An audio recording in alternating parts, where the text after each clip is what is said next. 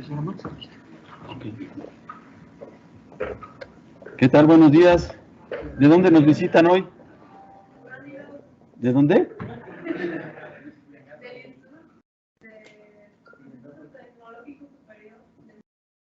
Ah, bienvenidos. Bienvenidos. ¿Y todos son de la misma escuela? Sí. Excelente. Bueno, vamos a iniciar las conferencias del día de hoy. Bienvenidos al CENAM. Espero que pues aprovechen esta visita, que les guste el CENAM.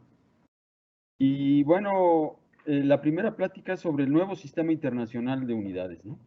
No sé si sabían, pero el día de ayer, 20 de mayo del 2019, se festejó el Día Mundial de la Metrología, ¿sí?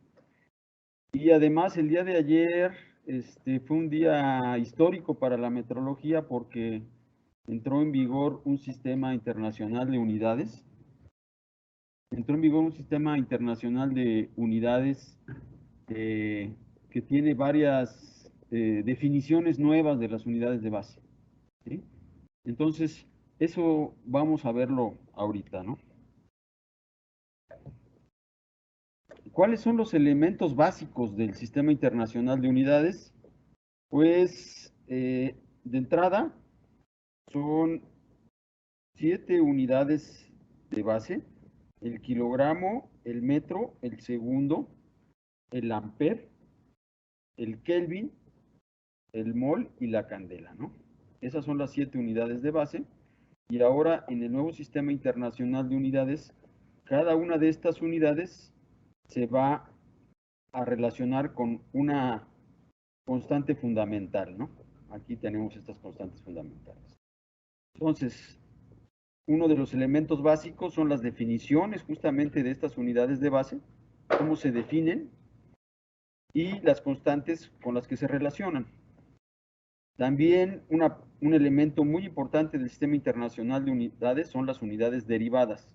Hay una gran cantidad de unidades derivadas, he puesto aquí solamente algunos ejemplos, y la característica interesante es que cualquiera de estas unidades derivadas se puede expresar como múltiplos de las 7 unidades de base, ¿sí? Por ejemplo, si tomamos la frecuencia, la magnitud que se llama la frecuencia, el nombre de la unidad es el hertz, el símbolo es H mayúscula, Z minúscula, y se puede expresar como segundos a la menos 1, ¿sí? Por ejemplo, el joule se puede expresar como metros cuadrados, kilogramos, segundos a la menos 2. El volt se puede expresar como metros cuadrados, kilogramos, segundo a la menos 3, ampere a la menos 1. Es decir, cualquier unidad derivada parte, o sea, se puede expresar como múltiplos de potencias de estas 7 unidades de base. Otro elemento importante son los símbolos que se usan para expresar múltiplos y submúltiplos del sistema de unidades. Este sistema de unidades es decimal, porque todos los múltiplos y submúltiplos son decimales, es decir, por ejemplo, tenemos el símbolo deca, hecto, kilo, mega, que nos representa un factor de 10, 100, 1000, 1.000.000, ¿sí? Si cualquiera de estos símbolos se colocan antes de la unidad, entonces lo que tenemos es que están multiplicando a la unidad, ¿sí? Son múltiplos. Pero también hay símbolos que se utilizan como submúltiplos, en este caso deci, centi, mili, micro, etcétera, y representan factores de 10 a la menos 1, a la menos 2, 10 a la menos 3, 10 a la menos 6 respectivamente. Entonces, si ponemos estos símbolos antes de la unidad, me representan submúltiplos, ¿no? Y como verán, todos son por factores de 10. Ahora, otro elemento muy importante son las reglas de escritura, ¿sí?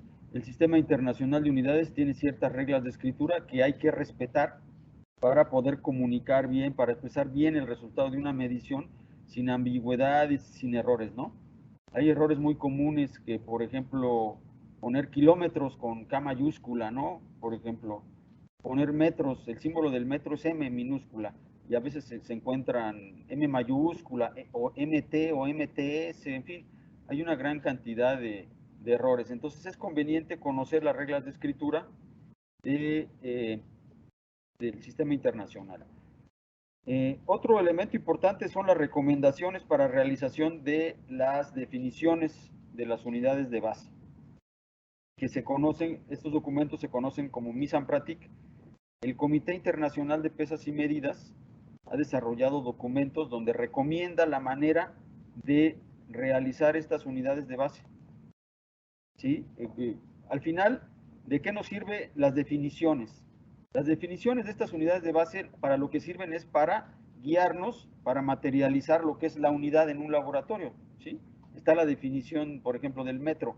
La idea de esa definición es que ayude a los centros nacionales de metrología a hacer un experimento de tal manera que nosotros realicemos la unidad del metro y tengamos un patrón nacional, una referencia nacional, ¿no? Esa es la idea de las definiciones de las unidades de base y cómo realizarlas en el laboratorio para hacer un patrón material, una unidad materializada, lo que es un patrón, pues son las recomendaciones de las mise en pratique. Entonces, estos son los elementos fundamentales del sistema internacional de unidades. Ahora, hablemos de la universalidad del sistema internacional de unidades, ¿sí? Como humanidad no hemos sido capaces de tener un solo idioma, ni tampoco una sola moneda, ¿sí? Pero lo que sí les puedo decir es que el sistema internacional de unidades es utilizado básicamente en todo el planeta, ¿no? Solamente hay 3 países en los cuales no es el sistema aceptado de unidades, ¿no? En el resto del mundo es el sistema de unidades oficialmente usado y aceptado, ¿no? Ok, ahora vamos a hablar de las unidades de medida. ¿Cuáles son las unidades de medida? Por ejemplo, el metro, el segundo, el Weber, el Hertz, el Newton, el Pascal, ¿no? A eso me refiero con unidades de medida. ¿Qué características tienen que tener estas unidades de medida? Primero, que sean del tamaño del hombre, le puse ahí, ¿no? Es decir, que tengamos un sentido intuitivo, ¿sí? Por ejemplo, todos sabemos más o menos cuánto es un metro, ¿no? Un kilogramo, un segundo, ¿no? Tenemos una idea más o menos de lo que es eso, ¿no?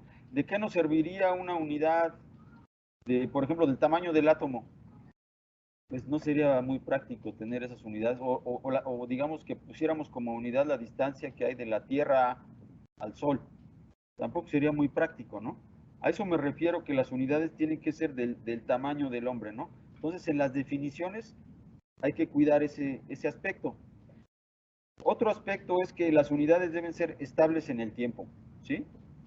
El metro, el segundo, el amper, que se define y que se realiza en los laboratorios, debe ser el mismo hoy, mañana, dentro de un año, dentro de 10 años, etcétera, ¿no? Esa es una característica muy importante. También deben ser reproducibles en diversos lugares. Es decir, yo puedo, la idea es que yo haga un experimento aquí en el CENAM, digamos, para reproducir el metro, y lo puedan hacer en Estados Unidos, en China, en África, etcétera, ¿no? Entonces, es importante que las unidades sean reproducibles en diversos lugares. Y la otra cuestión es que sean de alta exactitud, ¿sí? ¿Qué significa que sean de alta exactitud? Que yo conozca perfectamente su valor, ¿sí? De hecho, la evolución del sistema internacional de unidades siempre se ha dado para incrementar la exactitud de las unidades de medida, ¿sí?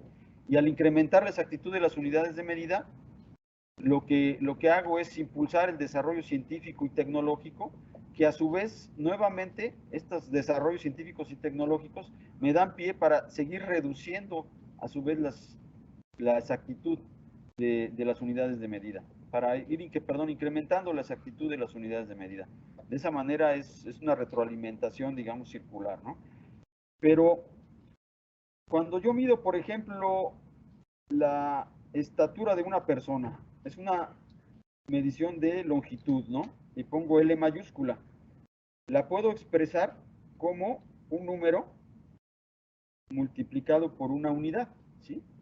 Este número justamente es la relación que hay entre la magnitud a medir y la unidad. Es decir, este número me indica cuántas veces la unidad cabe, digamos, en la magnitud que quiero medir, ¿sí?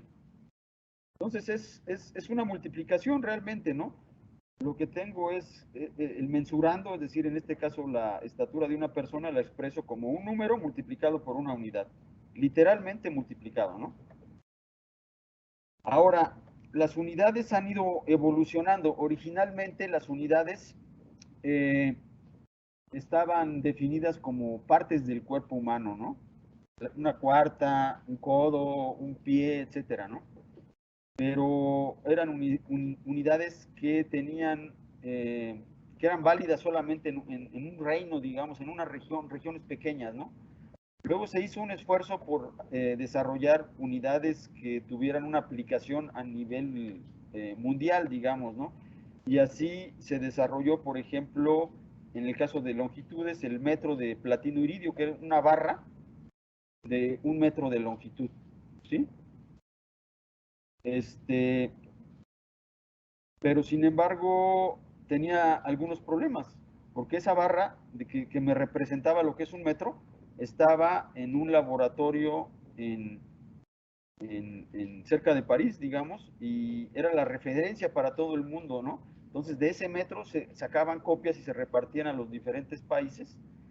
Y pero ¿qué pasa si se daña esa barra de platino iridio o si se pierde, etcétera, ¿no? Entonces ya no se usa obviamente, pero el tener un elemento, un artefacto para realizar una unidad tiene ese tipo de problemas, además que la exactitud de esa barra no era muy buena, ¿no? Entonces, los científicos pensaron, bueno, ¿qué es lo que es más estable, digamos, en el universo? ¿Sí? ¿Qué es lo que conocemos que es más estable? Y que conozcamos perfectamente su valor, que sea estable en el tiempo, etcétera, ¿no?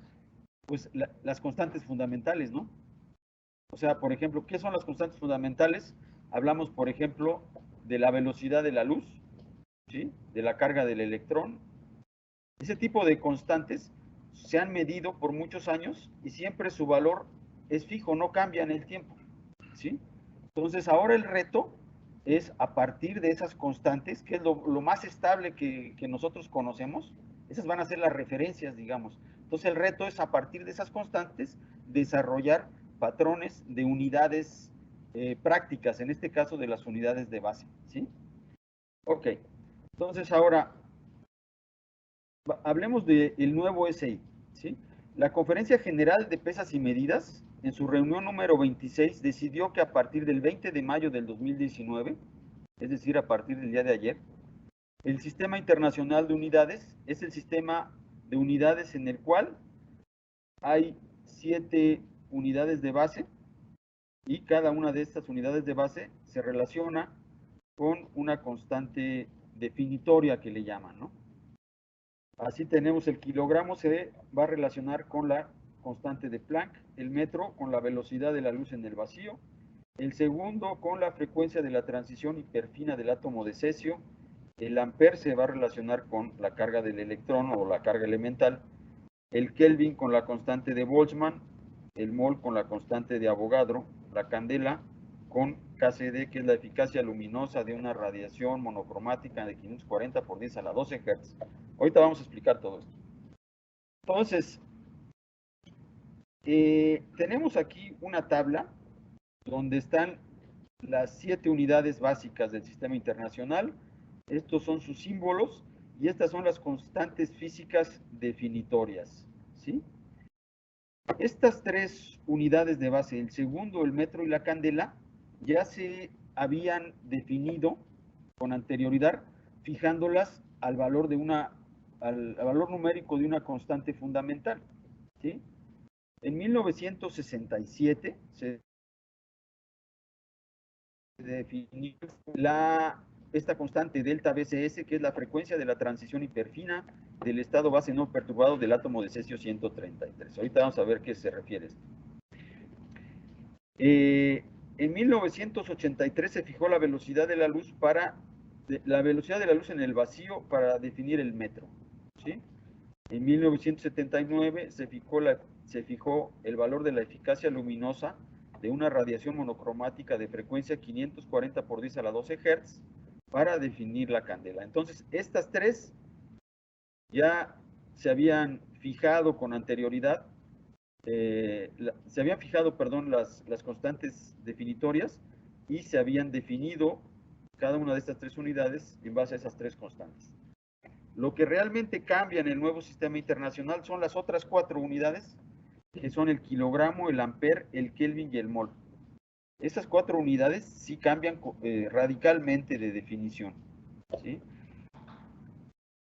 Vamos a hablar de ellas a continuación. Hablemos del metro, el segundo y la candela, que son las unidades que ya se habían definido fijando constantes fundamentales. Bueno, esta es la nueva definición del segundo, ¿sí? El segundo, con símbolo S minúscula, es la unidad de tiempo del sistema internacional. Está definido tomando el valor numérico fijo de la frecuencia del cesio, delta BSS, correspondiente a la frecuencia de la transición hiperfina del estado base no perturbado del átomo de ciencio 133, igual a este número, 9192, etcétera, cuando se expresa en hertz, que es igual a segundos a la menos 1. Entonces, ahora el reto es cómo yo puedo realizar un patrón de tiempo en base a esta definición, ¿sí?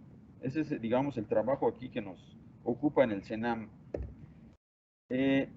Tenemos aquí el modelo atómico de Bohr, ¿no? Que nos enseñaron en la secundaria o en la preparatoria, ¿no?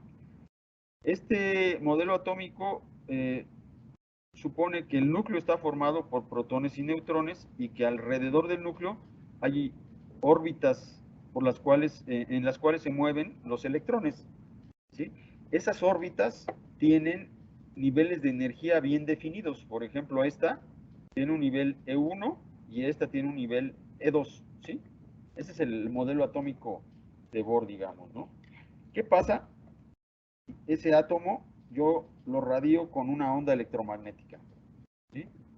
No sé si les enseñaron que una onda electromagnética tiene dos comportamientos, se comporta como partícula y también como onda, ¿sí?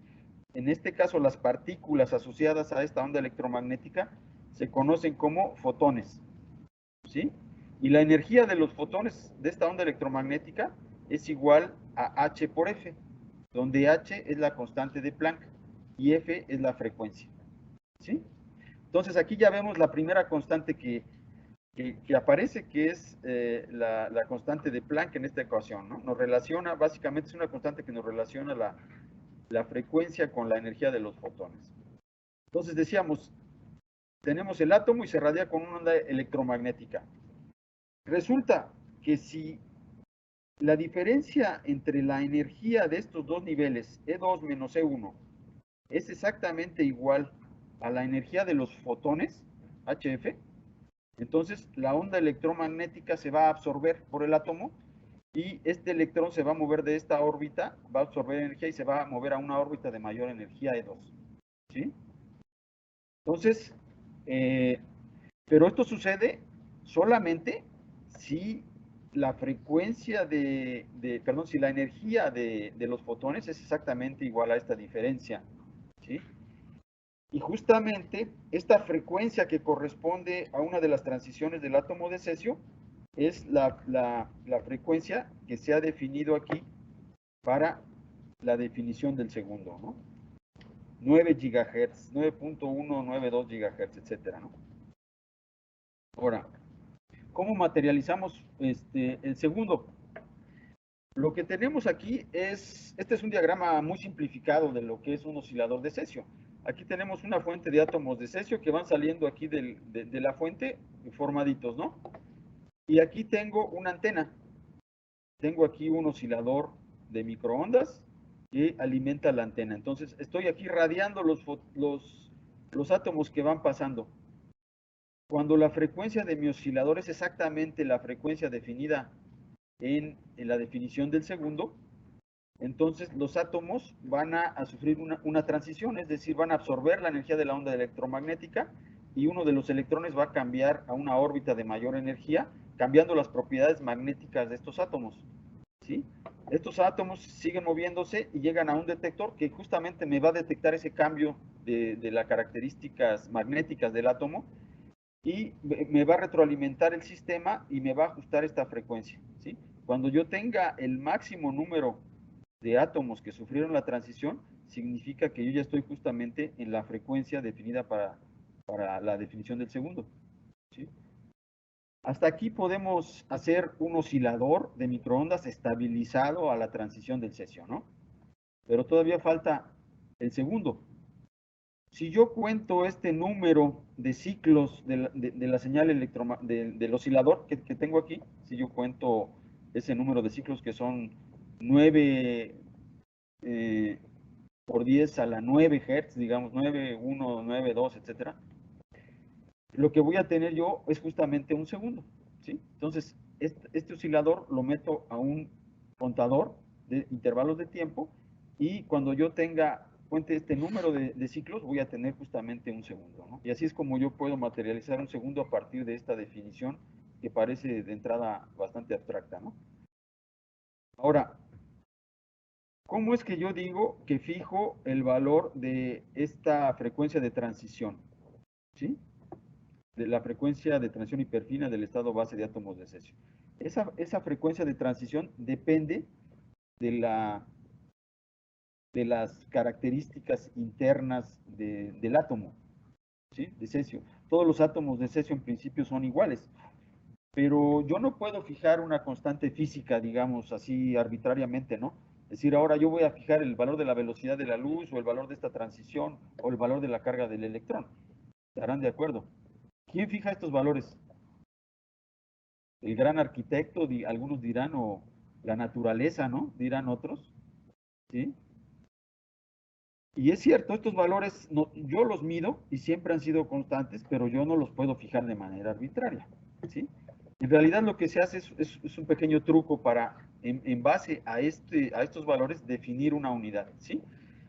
Yo puedo expresar aquí delta BCS, que es la frecuencia de la transición hiperfina, como un número que multiplica a una unidad, ¿sí? Es decir, 9, 1, 9, 2, 6, 3, 1, 7, 7, 0, ¿sí? Que multiplica a la unidad 1 sobre segundo, que es el hertz, ¿sí? Entonces, esta transición la puedo expresar de esta manera. Dado que este valor es constante, al fijar este número, ¿qué pasa? Se fija el valor del segundo, ¿sí? Tengo una multiplicación aquí. Este valor es igual a este por este. Si fijo este y este, entonces el otro queda fijo. ¿Estarán de acuerdo? Eso es lo que se hace cuando decimos así, que se fija el valor de las constantes fundamentales. No, se fija el valor numérico, este valor numérico. Y como este valor de la constante es fija, lo que se hace es fijar el valor de la unidad. Eso es lo que se hace. Ok. Y eso es lo mismo que se hace para definir las otras unidades como el metro, el ampere, el Kelvin, etcétera, ¿no? Ahora pasemos al metro. La nueva definición del metro dice, el metro, símbolo M, minúscula, es la unidad de longitud del SI. Está definido tomando el valor numérico de la velocidad de la luz en el vacío C, igual a este número que es 3 por 10 a la 8 metros, cuando se expresa en metros sobre segundo, ¿sí? Donde el segundo ya está definido en base a la frecuencia de la transición hiperfina, ¿no? Entonces, ahora el reto es desarrollar en mi laboratorio un patrón para medir longitudes, es decir, el metro, en base a esta definición, ¿sí? La velocidad de la luz sabemos que es muy rápida, ¿no? Entonces, a mí me enseñaron, creo que en la secundaria, que da 7,5, podría dar, la velocidad de la luz es tal que podría dar 7,5 vueltas a la Tierra en un segundo. Es rapidísima, ¿no? Entonces, otra vez regresamos a la luz. Tenemos aquí una luz láser, ¿no? Que tiene, la característica de la luz láser es que tiene una sola frecuencia, ¿no? Entonces, aquí vemos la luz como una onda electromagnética, ¿sí? Que tiene una velocidad de propagación. Si nosotros dividimos la frecuencia, la velocidad de propagación de la onda electromagnética entre la frecuencia, lo que obtenemos es la longitud de onda. ¿sí? La velocidad de propagación es la velocidad de la luz, ¿sí? Y la frecuencia es cuántas veces se repite este ciclo, digamos, este es un ciclo, este es otro ciclo, cuántas veces se repite ese ciclo en un segundo, ¿no? Esa es la frecuencia. Entonces, si hago esta división, me resulta la longitud de onda, que es esta lambda que tengo aquí. Ahora, ¿cómo es que se miden longitudes con muy alta resolución y alta exactitud? Pues se utiliza la técnica de interferometría láser, ¿sí? Lo que tengo aquí es un dibujo que me representa un interferómetro láser. Tengo una fuente de luz aquí y tengo aquí dos espejos, ¿no? Este espejo está fijo y este espejo de acá lo voy a mover, ¿sí? Entonces, tengo aquí un semiespejo, entonces va la luz en esta trayectoria, rebota en el espejo, regresa y se va en esta dirección, ¿sí? Y esta otra, eh, hay otra trayectoria, viene la luz, va en el semiespejo, rebota en este y regresa aquí. De tal manera que aquí a la salida tengo la mezcla de esas dos ondas electromagnéticas, ¿sí? Vamos a ver qué pasa cuando yo muevo uno de los espejos, ¿sí? Hice aquí algún dibujito para explicar esto, esperemos que sea más o menos claro, ¿no? Entonces, aquí tengo la luz láser, el espejo fijo, y aquí tengo el espejo que se va a mover en esta dirección. Aquí a la salida tengo en rojo la onda electromagnética que es fija, y en azul la onda electromagnética que es móvil, que viene de este lado del espejo que yo estoy moviendo. Entonces, veamos que la onda verde es la suma de las dos. Entonces, ¿qué pasa? Ahorita están en fase justamente y tengo la amplitud máxima, que es la suma de las dos. Si yo empiezo a mover el espejo, la onda electromagnética va disminuyendo de amplitud hasta que están en contrafase y la suma es cero, ¿sí? Si sigo moviendo el espejo, otra vez empieza a incrementarse el valor de la amplitud de la onda hasta que tengo máximo cuando otra vez están en fase, ¿sí? Ahora, fíjense en el detector. Aquí tengo el detector este que me detecta la amplitud de la señal, de la suma de las dos ondas. Entonces, está prendido porque tengo amplitud máxima. Aquí se apaga, se vuelve a prender, ¿sí? Entonces, finalmente, lo que yo estoy detectando es que el detector se prende, se apaga y se vuelve a prender cuando yo muevo mi espejo una longitud de onda, ¿sí? Resulta que la longitud de onda de la luz, aquí me faltó un cero, perdón, de la luz roja es 0.6 micras aproximadamente, ¿sí? Entonces, cuando yo me muevo 0.6 micras, es una longitud muy pequeñita, tengo manera de detectar ese movimiento con este detector, porque pasa de prendido, apagado a prendido, ¿no? Entonces, así es como yo puedo medir longitudes con muy alta resolución. Ahora,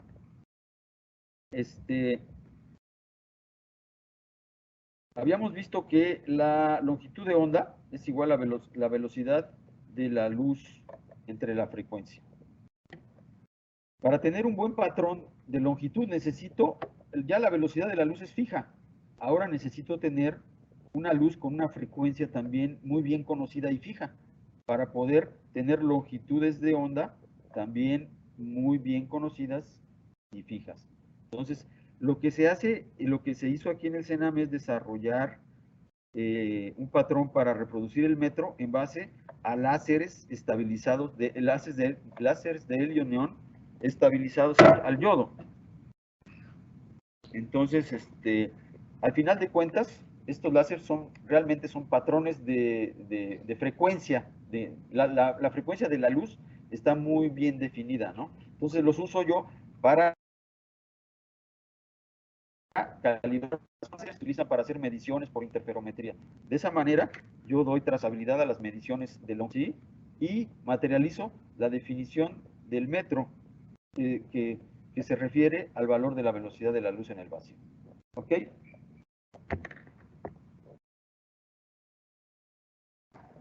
Ok, ahora vamos a lo que sigue. La candela. La candela fue fijada en el año de 1979. Fue definida fijando el valor de la intensidad luminosa en una dirección dada, tomando el valor numérico fijo de la eficacia luminosa de una radiación monocromática de una frecuencia 540 por 10 a la 12 Hz. Y el valor que se le dio a esta eficacia luminosa fue de 683 cuando se expresa en lumen sobre watt o candela estereoradian sobre watt. Entonces, ahora, ¿qué es una candela? Les hablaba yo que una idea importante de las unidades es que sean unidades más o menos que tengamos un sentido intuitivo del valor de estas unidades, ¿no? Entonces, básicamente, una candela, ya apagué la candela, perdón. Una candela básicamente es la intensidad luminosa de una vela. Sí, sí, les decía yo, una candela es básicamente la intensidad luminosa que nos genera una vela. Desde luego esto pues, varía de acuerdo a las características de la vela, etcétera, ¿no? Pero más o menos es lo que es una candela, para que tengan una idea, ¿no? Entonces, ahora, ¿cómo realizamos en el laboratorio la candela en función de estos números que nos están dando aquí, ¿no? Lo que tenemos es lo que hacemos aquí en el CENAM es utilizar un radiómetro de sustitución, ¿sí? ¿Cómo funciona? ¿Cuál es el principio básico de este radiómetro? Tenemos una capa absorbente aquí que absorbe toda la energía de una fuente luminosa, ¿sí? Si ponemos aquí una luz láser, entonces esa luz va a ser absorbida por esta capa absorbente. Aquí tenemos también un calefactor y tenemos un sensor de temperatura. Entonces, este sensor de temperatura me va a medir cuál es el incremento de temperatura cuando yo pongo aquí una luz láser cuya energía es absorbida por esta capa, ¿no? Entonces, eso me incrementa la temperatura a T1, ¿no? Luego quito la luz láser y caliento, pero esta capa absorbente, pero con una señal eléctrica. Es decir, mando aquí una corriente y entonces la potencia que yo voy a mandar a esta capa absorbente va a ser I cuadrada por R. Esa es la potencia eléctrica. Cuando yo obtengo el mismo incremento de temperatura aquí, entonces yo puedo igualar la potencia óptica con la potencia eléctrica. De esa manera yo puedo calibrar, conocer, digamos, la potencia óptica de mi fuente, ¿sí? Ese es el primer paso, ¿no? Aquí en el CENAM usamos un radiómetro criogénico que es un poquito más complicado que lo que les estoy aquí platicando, pero el principio básico es el mismo. Luego, hay otra cosa que considerar, es la sensibilidad espectral del ojo humano. Aquí tenemos una curva, y esta curva son las curvas de sensibilidad del ojo humano. Y vemos que tiene un máximo entre el verde y el amarillo, ¿sí? Es decir, nuestro ojo percibe con mayor sensibilidad esos colores.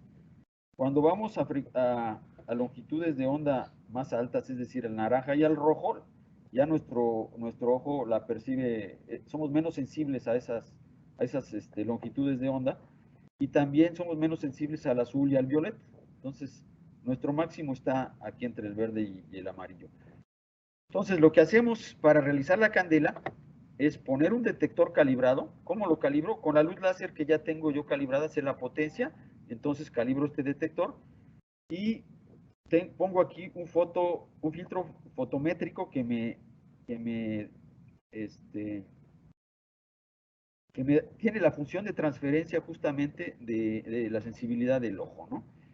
Y tengo una fuente luminosa de la cual yo quiero conocer la intensidad luminosa en candelas. Entonces, teniendo este sensor calibrado, este filtro fotométrico, y conociendo las distancias y el ángulo aquí, yo puedo determinar la intensidad luminosa aquí de la candela. Es básicamente lo que se hace para realizar la candela. Ahora, la constante que nos están dando aquí en la definición de la candela, 683 candelas estereoradian sobre watt. Esa se refiere justamente a este valor de aquí. O sea, es la eficacia luminosa que yo tengo al máximo de la respuesta del ojo. ¿Sí? Es este valor de aquí. Ok. Entonces, ahora ya vimos las tres unidades que ya de las cuales se definieron hace tiempo fijando el valor de tres constantes fundamentales. Ahora vamos a ver las otras cuatro que cambian radicalmente en esta versión del nuevo Sistema Internacional de Unidades. Es decir, vamos a hablar del kilogramo, el ampere, el kelvin y el mol. Ahora, el kilogramo. Primero, les quiero mostrar esta gráfica que nos muestra la deriva del kilogramo, ¿no?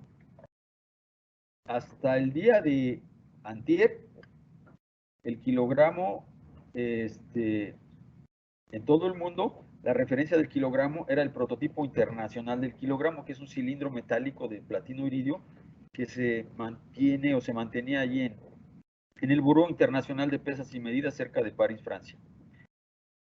Y se hacían copias de este kilogramo y se repartían a todos los países, los signatarios del Tratado del Metro. Entonces, cada cierto tiempo se juntaban los kilogramos y se comparaban entre ellos. Esto sucedió en varias ocasiones y oh sorpresa, lo que se vio es que estas diferencias estaban derivando. Es decir, si el valor de los kilogramos fuera estable, entonces la diferencia siempre sería la misma entre todos ellos, ¿no? Pero lo que vemos es que esta diferencia está cambiando con el tiempo. ¿Qué quiere decir? Que este kilogramo no es una buena referencia de masas porque su valor está cambiando en el tiempo, ¿sí? Claro, estos cambios se pueden detectar con balanzas de muy alta exactitud y resolución, ¿no? Pero entonces fue necesario cambiar la definición del kilogramo, ¿no? Entonces, ¿cómo vamos a cambiar el kilogramo? Ah, bueno, antes de eso, les quiero hablar de algunos efectos eléctricos cuánticos que se descubrieron y que cambiaron realmente todo lo que es la metrología eléctrica, ¿sí? En 1951, Cornelius Jacobus Gorter descubrió el tuneleo individual de electrones, que es un patrón cuántico que nos permite hacer una realización del ampere. En 1962, Brian Josephson descubrió el efecto Josephson, que nos permite realizar el volt en nuestros laboratorios. Y en 1980, Klaus von Kritzing descubrió el efecto Hall cuántico, que nos permite realizar el ohm, ¿sí? Estas ampere, volt y ohm son las tres unidades eléctricas de base. A partir de ellas se pueden derivar muchas otras. Entonces, vamos a ver el tuneleo individual de electrones, ¿no? Aquí tengo que le llaman un transistor de tuneleo individual de electrones, que tiene una fuente, un drenaje y una compuerta, ¿no? Y en medio tiene una isla metálica. Aquí tiene dos uniones túnel y aquí una unión capacitiva, ¿no?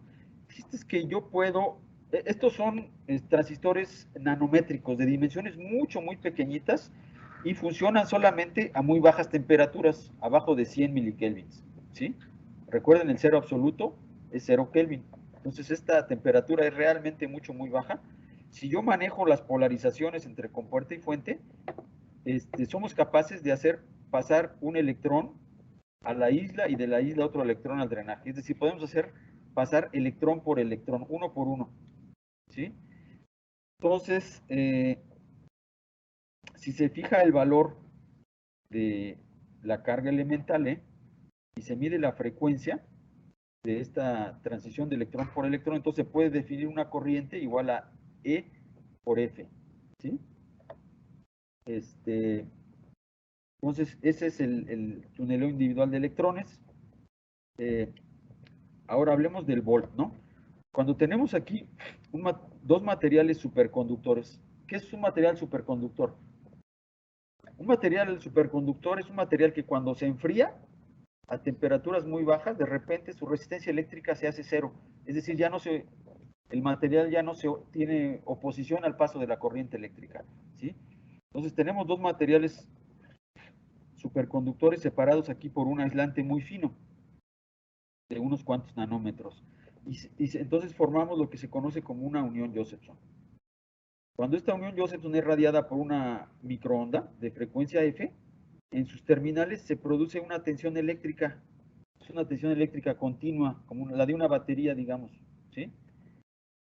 pero esta tensión eléctrica depende de dos constantes fundamentales, H entre 2E, multiplicado por la frecuencia, y por un número n es un entero, 1, 2, 3, etc. Entonces, este experimento lo podemos ver como una especie de transductor de frecuencia a tensión eléctrica, ¿sí?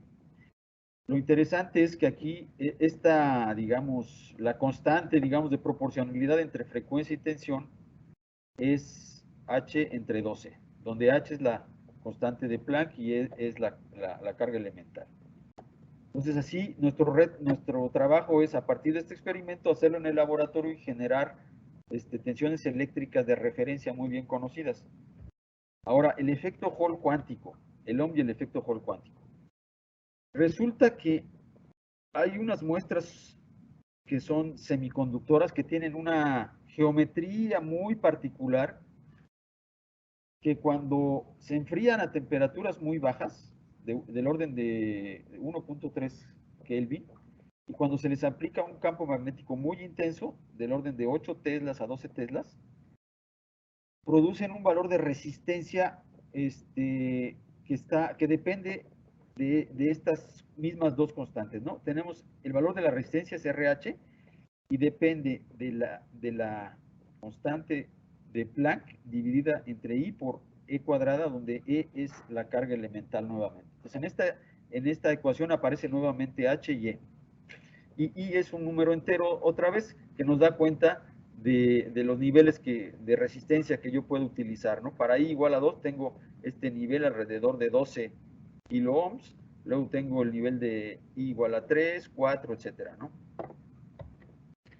Entonces, a partir de estas muestras de efecto Hall cuántico, yo puedo reproducir el Ohm en nuestro laboratorio.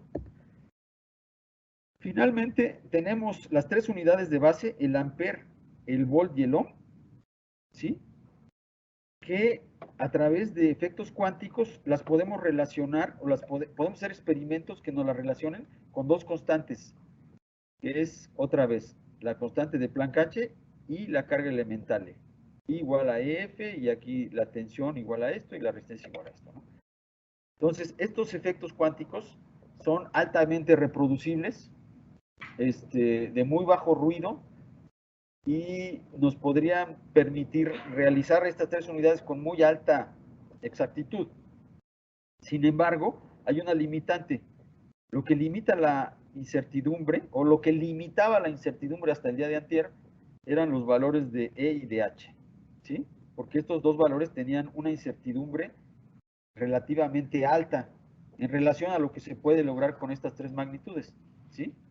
Pero resulta que en el nuevo sistema internacional de unidades ya se va a fijar el valor de E al definir el ampere y se va a fijar el valor de H al definir el kilogramo, ¿sí? Entonces, ¿qué va a pasar? Al definir los valores numéricos de E y de H, la incertidumbre, la incertidumbre se hace cero de repente, ¿sí? Es decir, si el valor es fijo, ya la incertidumbre se hace cero. ¿Están de acuerdo? Entonces, al reducirse la incertidumbre a cero de E y de H, entonces la incertidumbre con la que yo puedo realizar estas tres unidades se reduce en 3 órdenes de magnitud aproximadamente, ¿no? Digamos, es el gran logro del sistema internacional, ¿sí? Reducir la incertidumbre de las magnitudes eléctricas en 3 órdenes de magnitud, ¿sí? Ok, ahora, ¿qué pasa con el kilogramo? Decíamos que ahora el kilogramo se define fijando el valor de la constante de Planck igual a 6.62, etcétera, por 10 a la menos 34, cuando se expresa en joules por segundo. Ahora, entonces, la idea ahora es sustituir el kilogramo prototipo internacional por un artefacto, bueno, no es un artefacto, más bien por una balanza, ¿sí? Ahora vamos a ver cómo es que yo puedo realizar el kilogramo, relacionarlo con la constante de Planck a través de esta balanza, ¿sí? Vamos a ver el principio. Esta balanza se llama balanza de Kibble, en honor al inventor, Brian Kibble. Entonces, es una balanza de brazos, y en este brazo tenemos dos vectores, dos fuerzas aquí. una fuerza que me produce la masa. Yo pongo aquí una masa y se me produce una fuerza igual a ¿qué? A la masa por la aceleración de la gravedad, mg. ¿En qué dirección? En la dirección del centro de la Tierra, ¿no?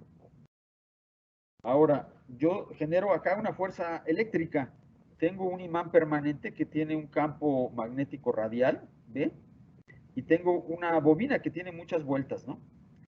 Cuando yo introduzco esta bobina dentro del imán y le hago circular una corriente eléctrica ahí, ¿qué pasa? Se me genera una fuerza justamente en dirección contraria a la fuerza que me genera esta masa, ¿sí?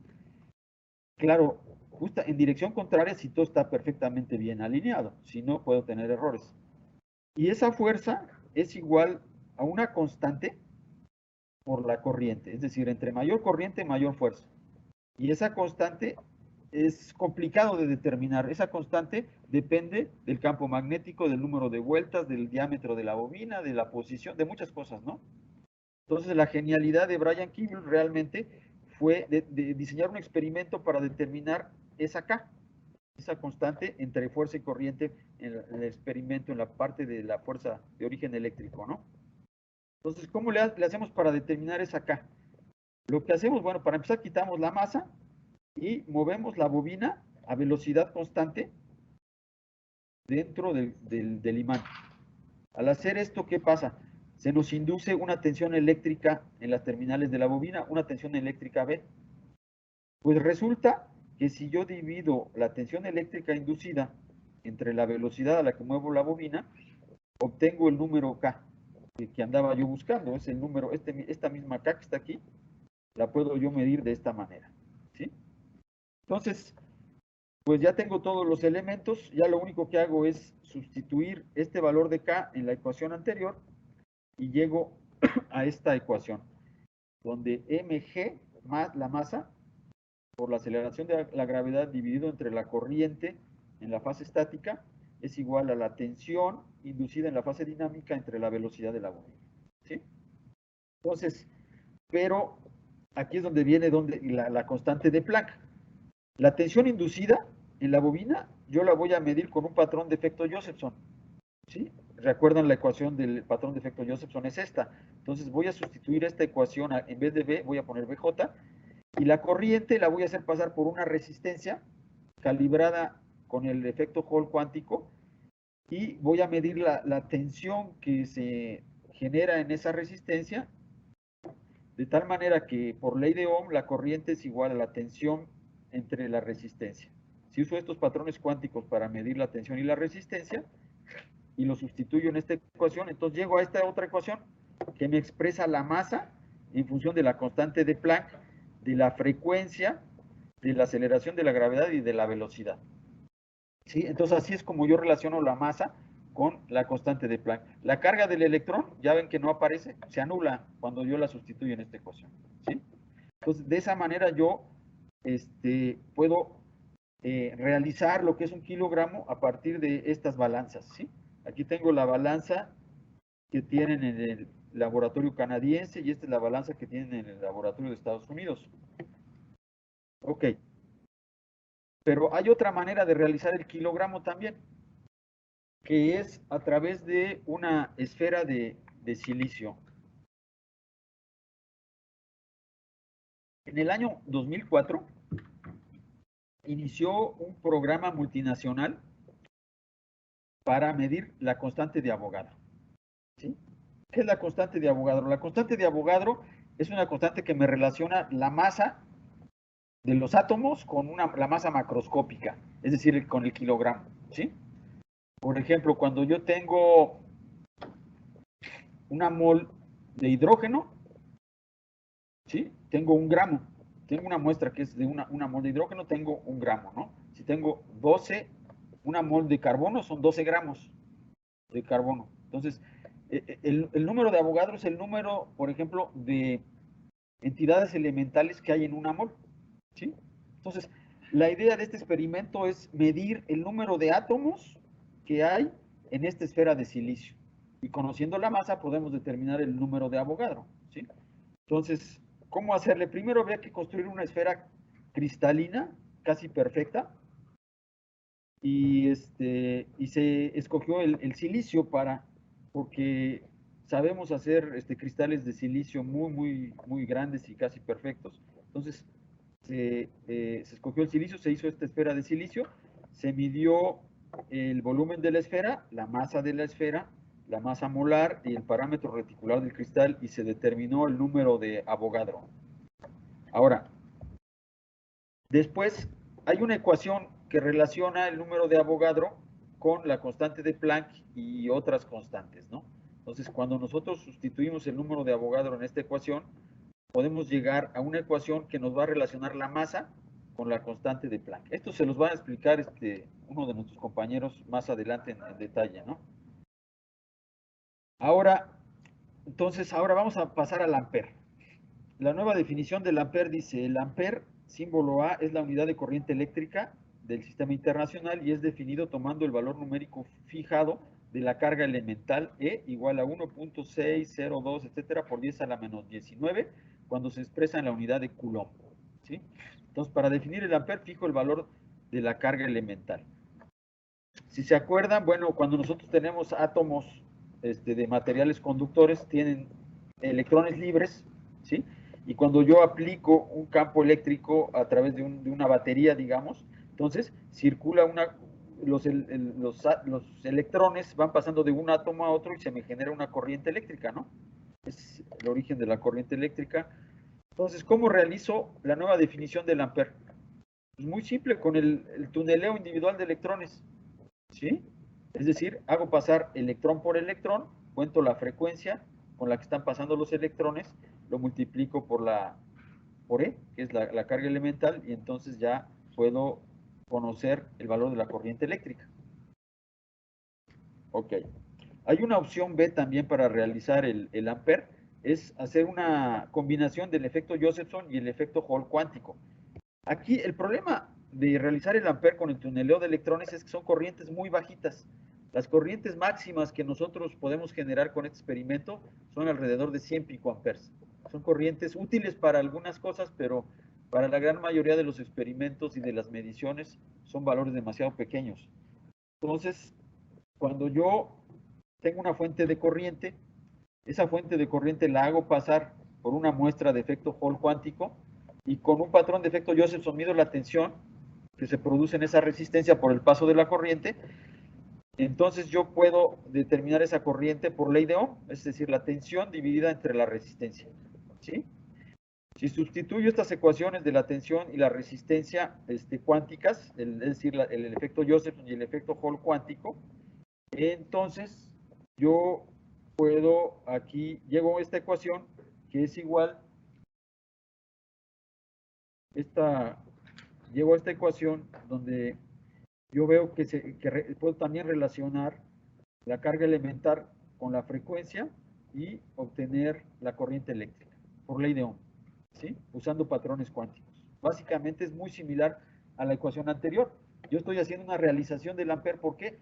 Porque estoy de alguna manera haciendo un experimento que me relaciona la constante fijada en la definición del ampere, ¿sí? Con la unidad. Ok. Ahora vamos a ver el Kelvin.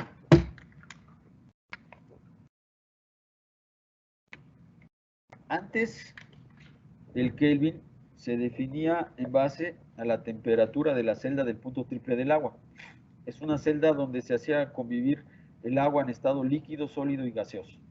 Y cuando se tiene el agua en esos tres estados, ocurre solamente a una temperatura determinada, y eso era lo que permitía definir lo que era el Kelvin. El Kelvin es una medición es una unidad de temperatura, perdón. Pues ahora se van a usar artefactos que permiten medir la energía térmica, y a partir de esa energía térmica derivar la temperatura. Pero bueno, vamos a ver primero qué es el Kelvin, ¿no? Aquí hay una escala que nosotros conocemos mejor, que es la escala Celsius, ¿sí? Tenemos que el 0 Celsius corresponde al punto de solidificación del agua, y 100 grados Celsius corresponden al punto de ebullición del agua, ¿no? Entonces, a partir de estos dos puntos se definió el 0 y 100 grados y esta escala se divide en 100 partes y se define lo que es 1 grado Celsius, digamos, ¿sí? Pues resulta que Lord Kelvin, un científico de la antigüedad, digamos, descubrió que la temperatura tiene un valor mínimo. Es decir, no puedo bajar la temperatura de algo indefinidamente. Siempre hay un valor que se conoce como el cero absoluto, que corresponde, a ese valor se le fijó el número de 0 Kelvin. Entonces, definió la escala Kelvin, fijando el cero absoluto en ese punto de cero, temperatura cero, y luego usó el mismo tamaño del grado Celsius, ¿sí? De tal manera que la escala Kelvin es similar a la escala Celsius, solo que hay un corrimiento de 273.15, ¿sí? Porque el 0 Celsius corresponde a 273.15 Kelvin, ¿sí? Entonces, ese es, digamos, el origen de la escala, y está simplemente en la escala Celsius, pero corrida. Y bueno, lo que hacemos ahora para medir la temperatura es determinar la energía térmica. La energía térmica es la energía que tiene que ver con el movimiento de los átomos o las moléculas de un cuerpo, ¿sí? Movimiento de rotación, de traslación, de vibración, etcétera. Eso nos da la energía térmica, y esa energía la medimos como en joules, ¿no? Y esa energía es igual a K por T, donde K es la constante de Boltzmann. Entonces, si medimos esa energía térmica y la dividimos entre la constante de Boltzmann, encontramos la temperatura termodinámica, o también llamada temperatura absoluta, ¿no? En kelvins. Ese es el principio que está detrás de la nueva definición del Kelvin. Entonces, ¿cómo se hace este experimento? Pues hay muchas técnicas, gran variedad de técnicas que permiten determinar la temperatura en base a la energía térmica. Uno de los experimentos que se utiliza que permite obtener las menores incertidumbres es el experimento de termometría acústica de gas. Se tiene una cavidad resonante a una cierta temperatura, se llena con un gas y se produce ahí sonido, digamos, una vibración mecánica, ¿sí? Entonces, nosotros podemos ajustar la frecuencia de esa señal, y cuando la longitud de onda tiene las mismas dimensiones que la cavidad, se obtiene un pico de respuesta en la función de transferencia de esta cavidad, y a partir de ese pico nosotros podemos determinar la velocidad del sonido en el interior de esa cavidad. Y aplicamos esta ecuación, podemos determinar la energía térmica a través de justamente la velocidad del sonido en la cavidad, y ya que conocemos la energía térmica, dividimos entre la constante de Boltzmann y encontramos la temperatura, digamos. Así rápidamente es como se realiza el Kelvin, digamos. Ahora el mol. El mol, voy a leer esta definición. El mol, símbolo mol, es la unidad de cantidad de sustancia y contiene exactamente 6.022, etcétera, por 10 a la 23 entidades elementales. Este número es el valor numérico fijado de la constante de Avogadro, Na, cuando se expresa en la unidad molar a -1, y es llamado constante de Avogadro. La cantidad de sustancia, símbolo N, de un sistema es la medida del número de entidades elementales especificadas. Una entidad elemental puede ser átomo, molécula, ion, electrón o cualquier otra partícula o grupo especificado de partículas. Entonces, el mol es una medida del número de partículas que contiene una muestra, digamos, ¿sí? Que pueden ser átomos, moléculas, etc. Ahora, ¿cómo realizamos el mol? El mol lo realizamos por pesada, ¿sí? La manera de realizar el mol con la mayor exactitud es el experimento de la esfera de silicio. Pero ese experimento es accesible solamente a muy pocos laboratorios, ¿no? Es muy complejo. En los laboratorios se realiza a través de pesada, pesar una muestra. Entonces podemos calcular la cantidad de sustancia como la masa de la muestra entre la masa atómica relativa o masa molar multiplicada por la constante de masa molar, que es 0.001 kilogramos por mol, ¿no? Es decir, si nosotros queremos una mol de hidrógeno, vemos cuál es el peso atómico del hidrógeno, que es pues 1, entonces 1 gramo me representa una mol y tiene 6.022 por 10 a la 23 partículas, ¿sí? Si queremos una mol de carbono, sabemos que el peso atómico de carbono es 12, entonces pesamos 12 gramos y tenemos ahí el mismo número de entidades elementales, que es el número de Avogadro. ¿Sí? Así es como se realiza en la práctica del mol. Y bueno, para finalizar, vamos a hablar de las consecuencias de la redefinición del sistema internacional. Primero, se asegura la estabilidad del sistema internacional a largo plazo al definir las unidades de base, fijando el valor de constantes físicas. ¿Sí? Segundo, se reduce la incertidumbre en la realización de las unidades eléctricas, el volt, el ohm, el ampere y el resto de las unidades, en varios órdenes de magnitud al fijar los valores de H, la constante de Planck, y E, la carga elemental. Luego, se eliminó la dependencia del último artefacto que servía para definir una unidad. Este artefacto es el prototipo internacional del kilogramo que data del siglo XIX. Y ahora el kilogramo se realiza con una balanza electrostática o con otro experimento de una esfera de silicio. Se abre el camino a la termometría absoluta. Antes el Kelvin se definía a una sola temperatura, ¿sí? Ahora hay experimentos que permiten definir el Kelvin prácticamente a cualquier temperatura. Se elimina la dependencia que tenía el mol del kilogramo. En la definición anterior del mol había cierta confusión porque se decía que el mol era el número de entidades elementales igual al número de átomos que hay en 12 gramos de carbono 12, ¿no? Entonces, se hablaba del mol y se hablaba de la unidad de masa, ¿no? Del kilogramo. Entonces, habría cierta confusión y son cosas diferentes, ¿no? La masa es qué tanto, digamos, atrae la aceleración de la gravedad a un cuerpo, ¿no? Y el mol es el número de entidades elementales. Esas son cosas diferentes. Entonces, para evitar este problema, esta confusión, se redefinió el mol simplemente fijando el número de Avogadro. Ya no se habla nada de masa ni nada. Aunque en la realización del mol, la realización más común es a través de pesada, sigue siendo, ¿no? Luego, eh, algo bien importante es que las mediciones de mediana y baja exactitud no serán afectadas. No se requerirá calibrar los instrumentos ni nada. Las afectaciones solamente son en la metrología de muy alta exactitud propia de los laboratorios nacionales de metrología. Bueno, pues muchas gracias.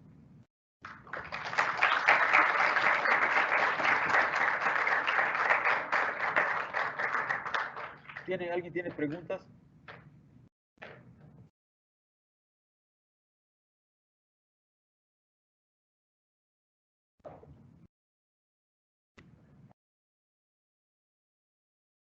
La última consecuencia que había dicho que no se tiene que recalibrar todos los instrumentos, se refiere a que, por ejemplo, las balanzas que vemos todos los días, o las pesas, cualquier cosa, ya no puedo seguir teniendo el mismo valor o... Exactamente. O sea, las unidades no cambian de valor. El metro de antier es el mismo al de hoy, el segundo, el ampere, etcétera. O sea, el tamaño de las unidades básicamente no cambia. Entonces no es necesario recalibrar los instrumentos debido a la entrada en vigor del nuevo sistema internacional de unidades. Es necesario recalibrarlos porque sabemos que el error de un instrumento va incrementándose con el tiempo, ¿no? Entonces por eso los recalibramos cada año o cada 2 años, etcétera, ¿no? Pero no es necesario recalibrarlos debido al cambio en el sistema internacional, porque el tamaño de las unidades sigue siendo el mismo. ¿Sí, sí quedó?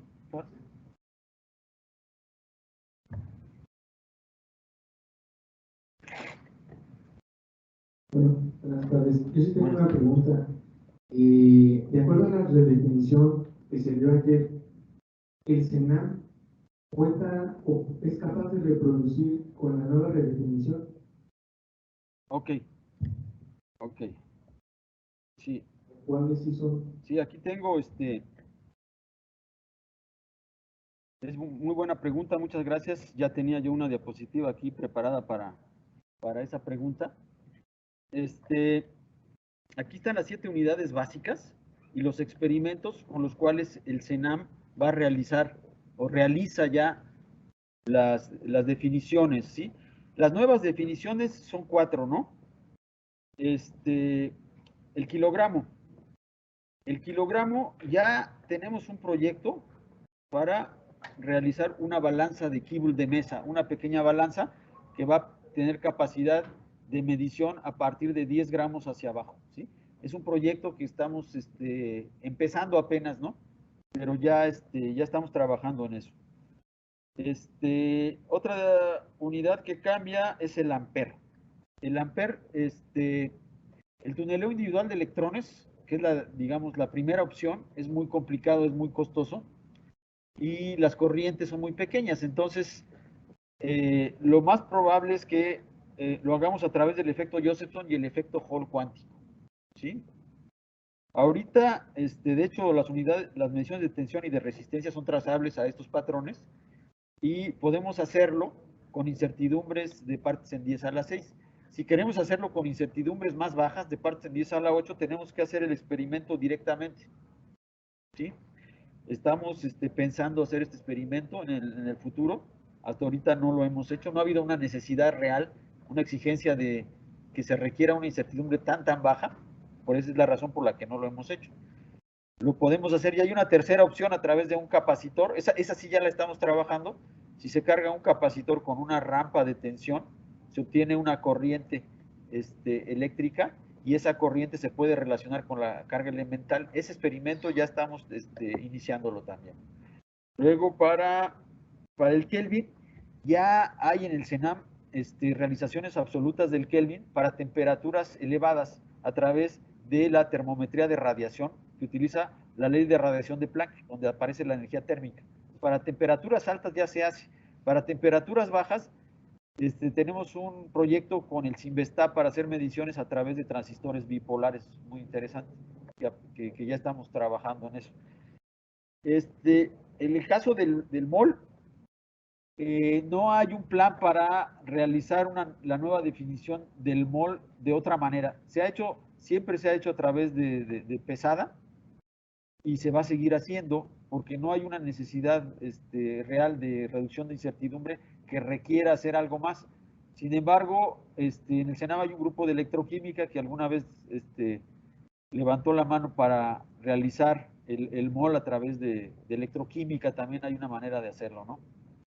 Eso es lo que hasta ahorita tenemos. Ok, muchas gracias.